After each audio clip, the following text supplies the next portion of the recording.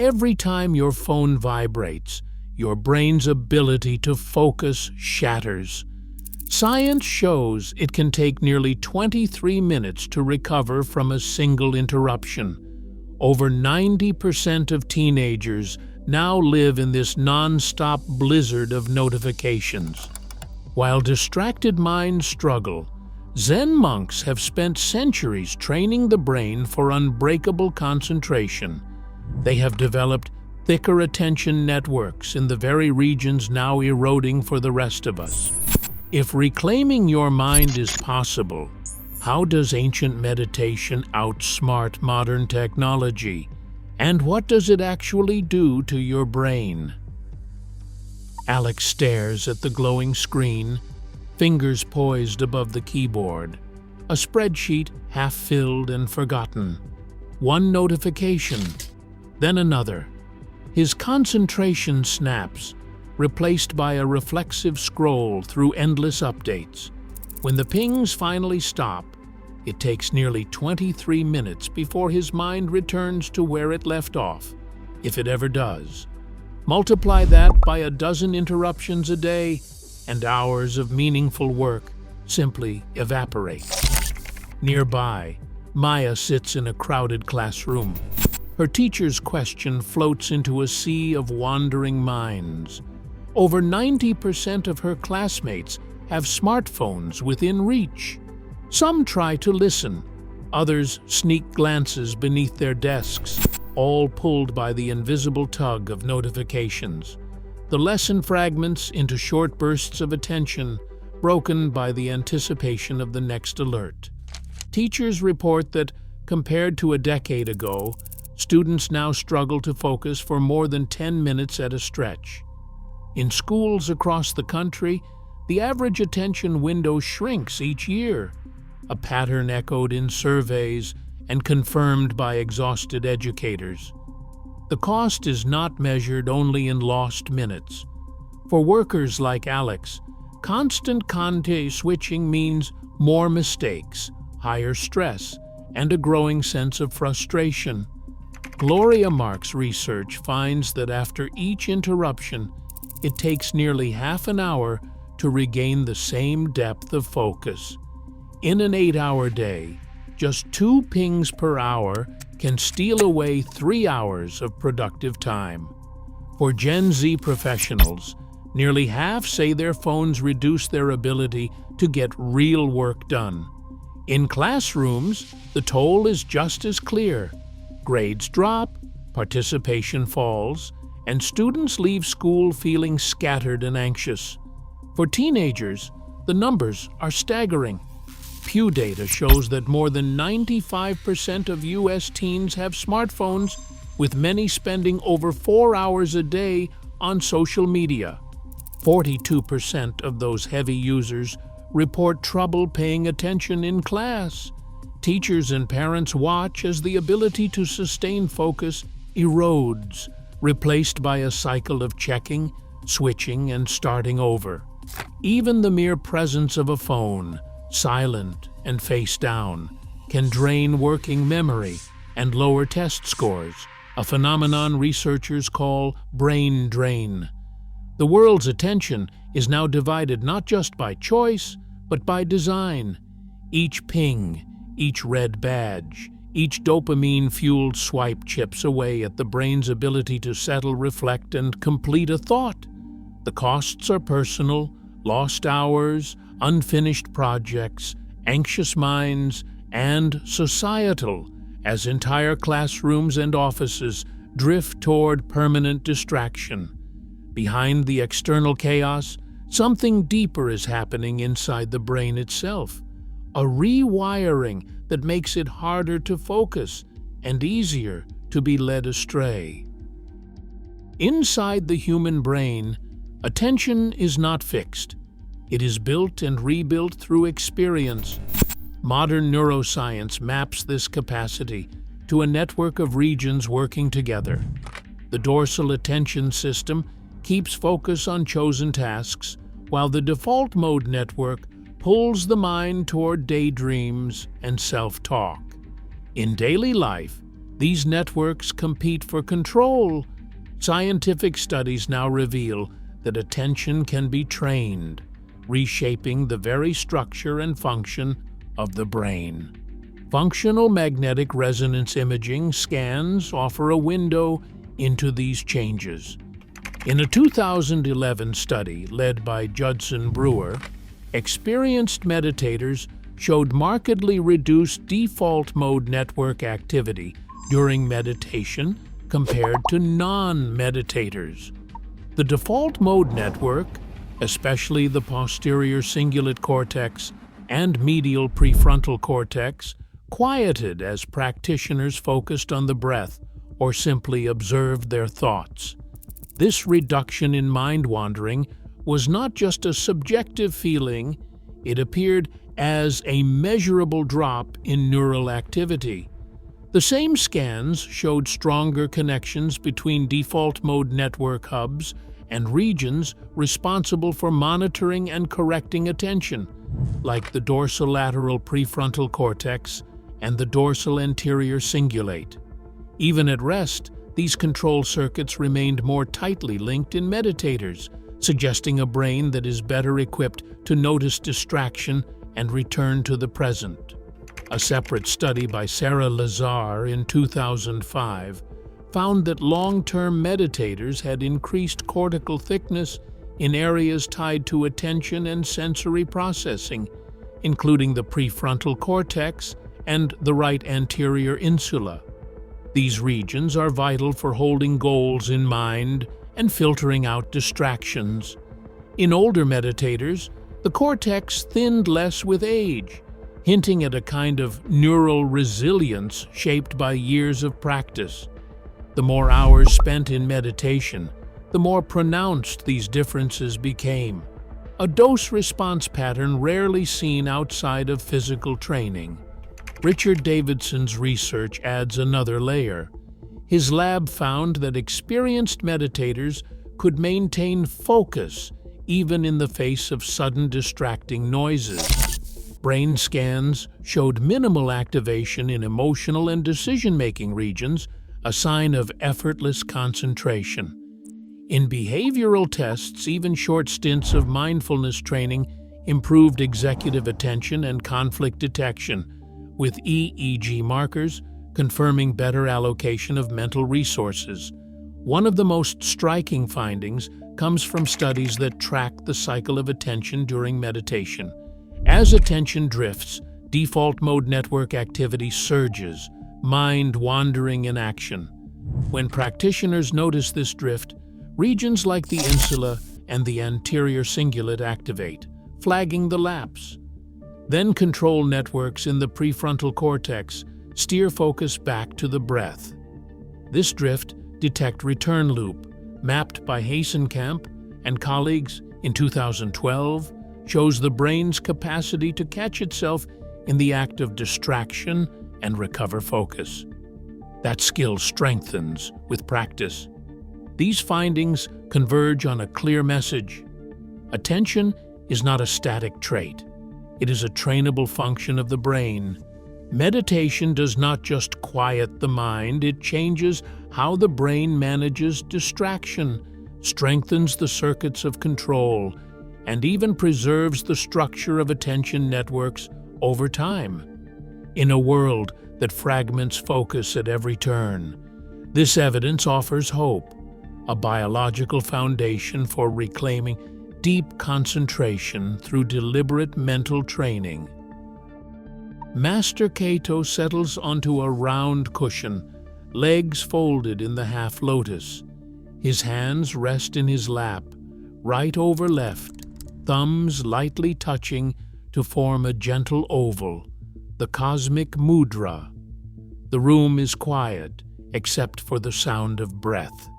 His spine rises tall, shoulders relaxed, chin tucked slightly, eyes half open and steady, on a point just ahead.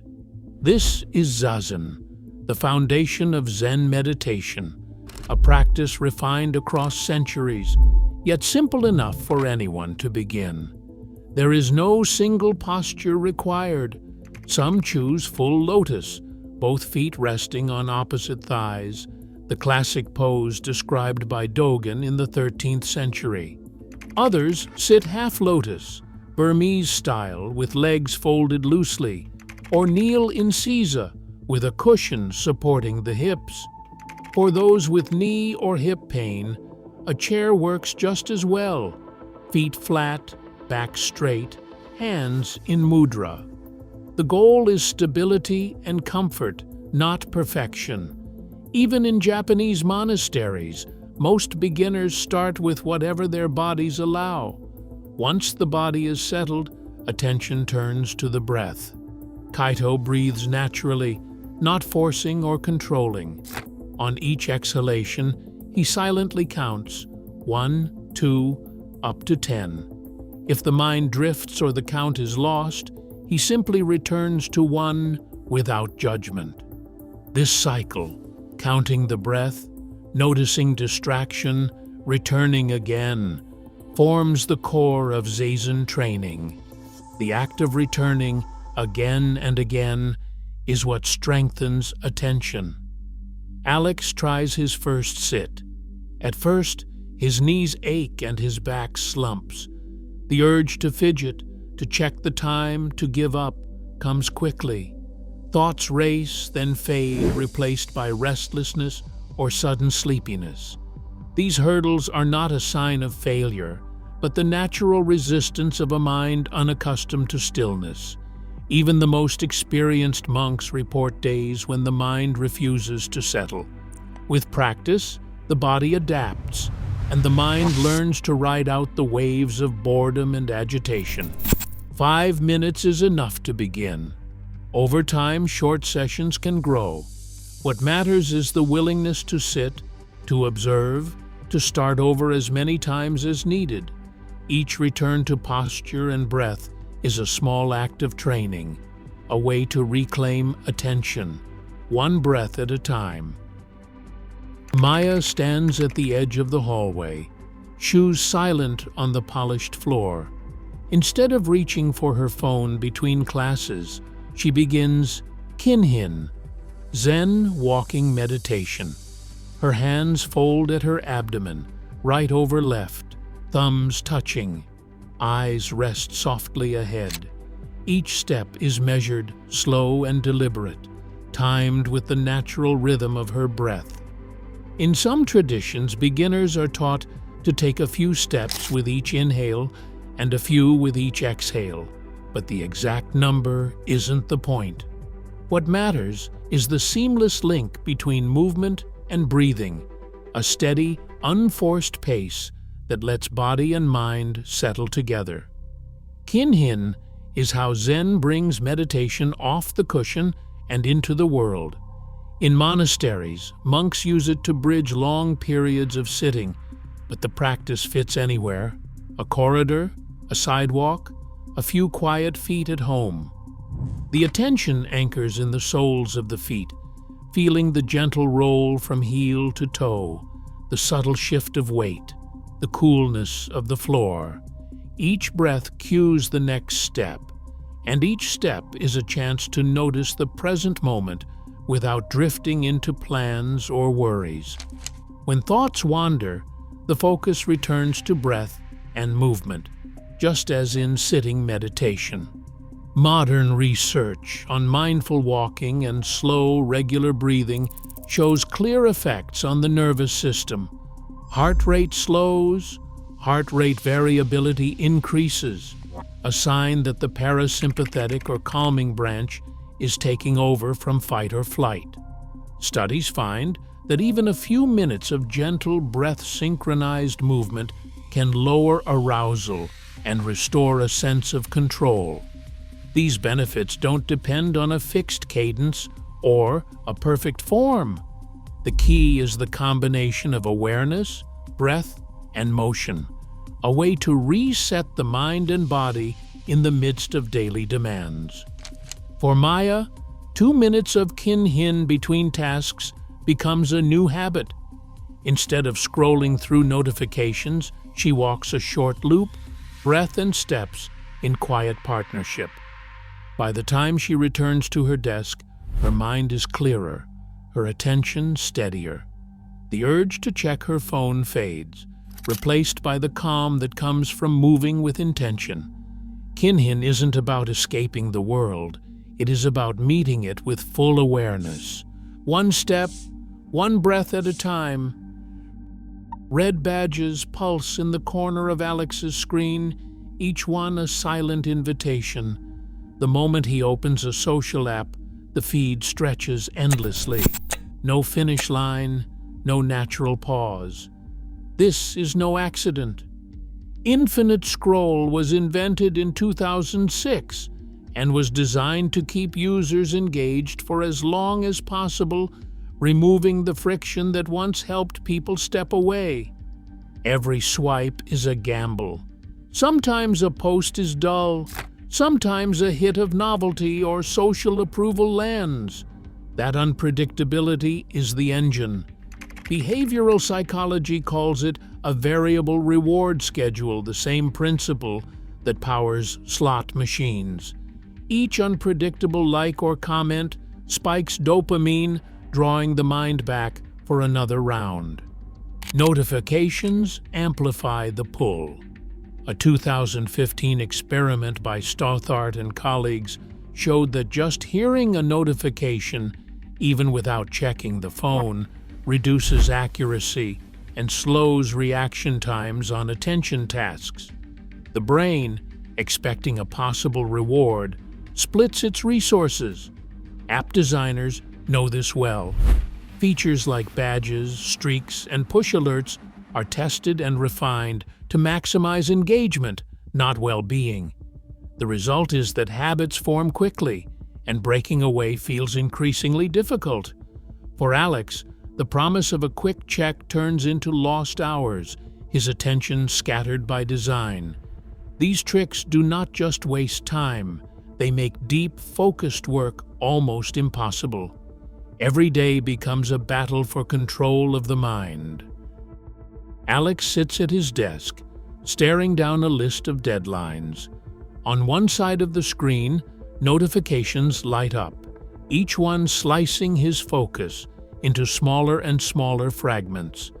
The hours slip by in a blur of half-finished emails and task switching. The quality of his work drops, mistakes multiply, and a sense of frustration settles in. Even when he tries to concentrate, the urge to check his phone pulls at him, breaking any chance of deep engagement. Productivity metrics echo this toll. Studies show that workers interrupted by notifications produce less accurate work, need more time to finish complex tasks, and report lower job satisfaction. The constant pinging makes it nearly impossible to enter a state of flow, the condition where attention sharpens, self-doubt fades, and performance peaks. Now contrast this with Master Cato. In the silence of the Zendo, he settles into meditation, breath steady, mind anchored. Here, distractions are simply noticed and released. Over years of practice, Cato has trained his attention to rest on a single task for hours. This ability is not mystical. It is the product of deliberate mental training. Neuroscience confirms that uninterrupted focus, cultivated through practices like Zazen, increases both the quality and quantity of output. A single hour of deep, undisturbed work can achieve more than several hours of distracted effort. For Alex, adopting even brief periods of focused attention, free from digital interruption, begins to shift his work from scattered to steady. The difference is visible. Clarity replaces chaos, and satisfaction grows as tasks are completed with care. The path to flow is not closed off by modern life. It is built step by step through reclaiming control over attention. Alex clears his desk, slides his phone into a drawer, and sets a timer for 90 minutes, no exceptions. The only tabs left open are the ones needed for his project. He flips his laptop to Do Not Disturb and silences all but emergency calls. With every non-essential notification switched off, the digital barrage quiets. He writes out 2 blocks on his calendar, deep work periods, one in the morning, one in the late afternoon. During these windows, his phone stays out of sight, and the door stays closed. On breaks, instead of scrolling, he stands and takes a short walk. No earbuds, no phone, just the sound of his own footsteps. The urge to check his device still flicker at the edge of awareness, but each time he notices it, lets it pass, and returns to the task. These small acts, controlling the environment, setting boundaries, choosing mindful movement over reflexive checking, set the stage for attention to recover and focus to deepen. For anyone ready to reclaim their attention, a simple 14-day self-experiment offers proof beyond promises. Each morning, Maya sets a timer for 5 minutes of zazen, just sitting with the breath counted from 1 to 10, posture steady. After each session, she logs her longest stretch of unbroken focus, the number of times her hand drifts toward her phone, and a quick rating of her stress level from 1 to 5. Through the day, she schedules 2 phone-free work blocks and swaps scrolling breaks for 3 minutes of slow kin-hin, walking with breath and step in quiet sync. By night, her log fills with real numbers: longest focus block, phone reach count, stress score. The results build day by day, in black and white. No guesswork, only the steady return of attention, as measurable as any metric on a screen. On day 14, Master Kaito sits in silent ease, a reminder that focus is not a gift, but a practice, proven one breath at a time. Today, attention is a currency, one that tech companies mine, but only we can reclaim. Neuroimaging confirms that meditation reshapes the brain's focus networks, while digital overload fragments them. As screens pull us in every direction, the ability to concentrate becomes a rare, trainable advantage. The future belongs to those who master their attention, not those who surrender it. How will you choose to spend yours?